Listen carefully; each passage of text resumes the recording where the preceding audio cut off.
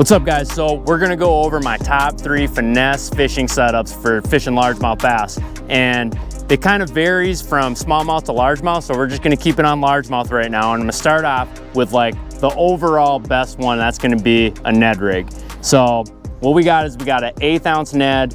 You know, the head's always gonna range in sizes according to the body of water that I'm on. So if I'm fishing, you know, deeper water, so 20 plus feet, I might go into that 3/16 size. If the wind is gassing pretty hard and I'm in that deeper water still, I might even bump up to like a 1/4 ounce or something like that. But I always try, as a rule of thumb, to go as heavy as I possibly can, because with finesse fishing, you're fishing so slow, so it's actually easier to use a heavier style weight, but sometimes that's just not how the fish want it to fall down on them. So that 1/8 inch size is gonna vary depending on wind and depth that I'm fishing.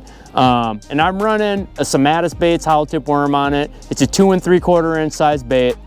It gets a ton of bites. And you know, with the Ned rig, you can do everything with it, man. You can move it really fast after it hits bottom. You can run it through grass.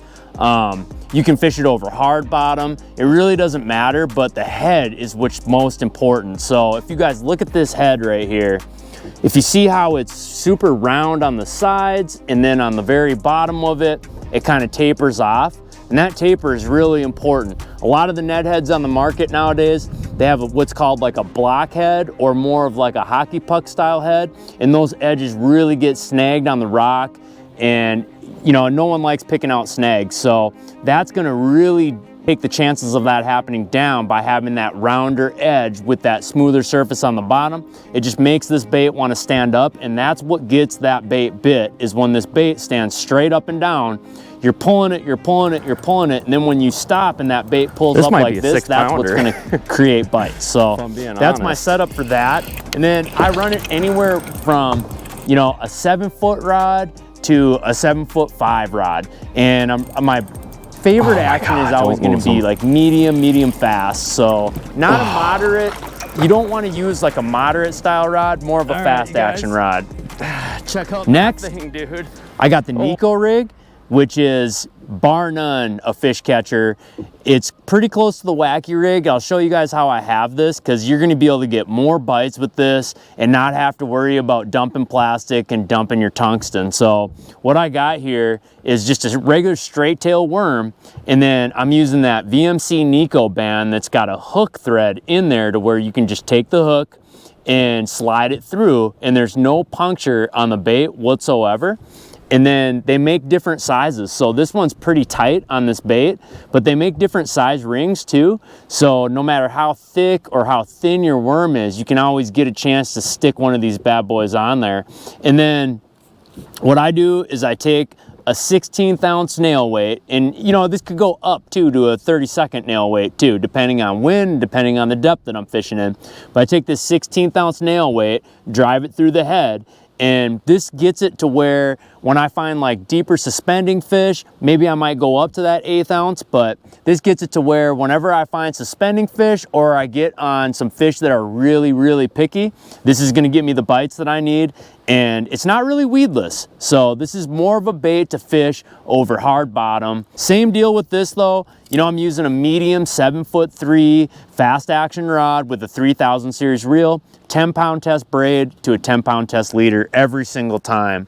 Now, sometimes too, what you can do, if you're not fishing for fish that are line shy or an ultra clear body of water, you could go with 12-pound test. That's not gonna hurt anything. And then next, I got my drop shot. And the big thing with this, guys, is that a lot of guys, they don't like finesse fishing because of the size bites they're getting. It catches a lot of smaller fish. And so to beef up that profile can really help you get the bites that you're looking for. Now, if you guys look at this bait, this is 5.5 inches. It's the Smallmouth Baits Smallmouth Shot. So this is our bigger one. I think it's 5 1/4 or something like that. And then if you guys look, my lead is pretty average. So we're not fishing smallmouth today, we're fishing largemouth in a relatively clear body of water. And so I'm not really worried about that lead being really high, but the darker that water gets, the higher that I'm gonna want that lead. And then I'm running a VMC Neko hook number 2 for largemouth bass, that's really important. I want the hook shank to come out at least to this part of the bait, so it makes it for sure that I'm gonna get that hook inside the fish's mouth. Little side story, I was fishing a derby out on Pelican the other day, and I was using a short shanked hook because I was lazy and I didn't want to retie on the right hook. And what happened was I dumped a pretty good, it was a key fish that we needed, and I dumped it because it skin hooked him in the inside of the mouth.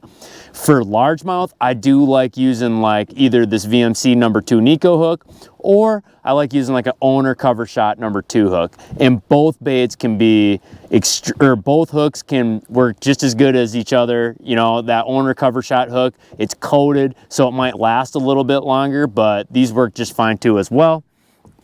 But these are gonna be my top 3 finesse fishing setups for fishing largemouth bass.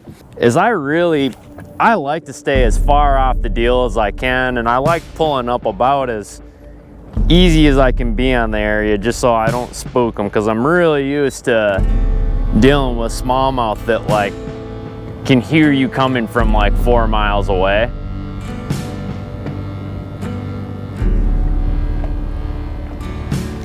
Whoa.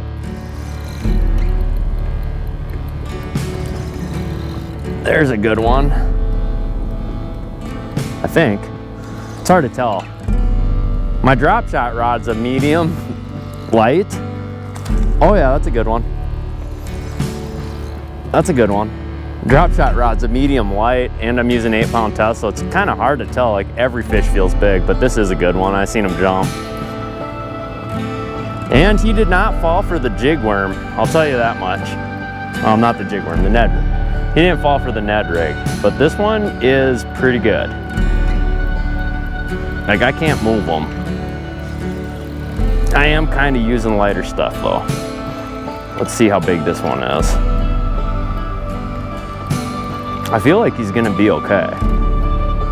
Yeah, he's okay. He's not a giant. He's a good one though.